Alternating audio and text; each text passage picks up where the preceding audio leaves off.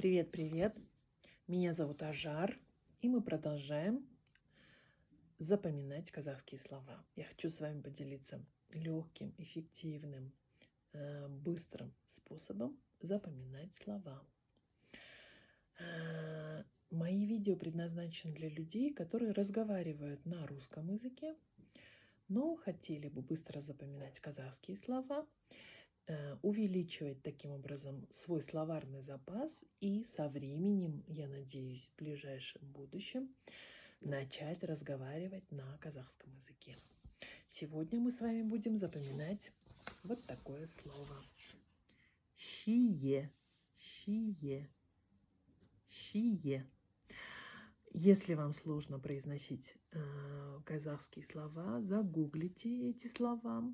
Прослушайте произношение, потренируйтесь, попроизносите.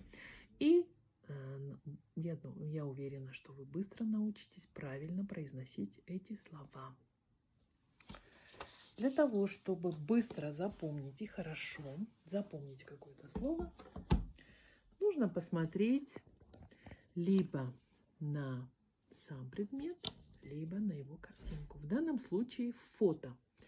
Шие – это вишня.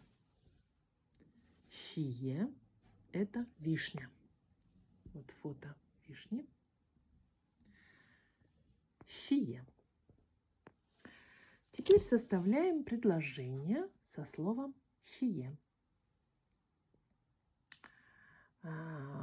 Я помню, мама в детстве делала варенье из шие. У нас на даче росли несколько сортов шие. По-моему, Владимирское шие, Любское шие, Колерованное шие и еще какие-то другие. Забыла.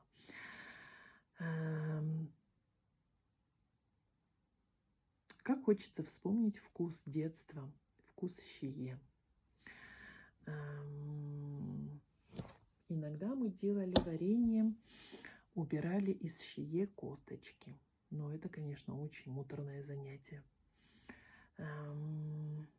Шие очень красиво и вкусно на столе. Давай испекем пирог с шие. А еще лучше сделаем компот ассорти, куда вложим шие, яблоки, груши и так далее. Интересно, чем отличается шие от черешни? Не знаю.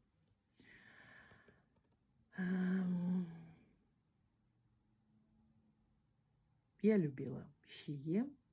Когда разламываешь шие, из него вытекает очень большое количество сока и течет по рукам.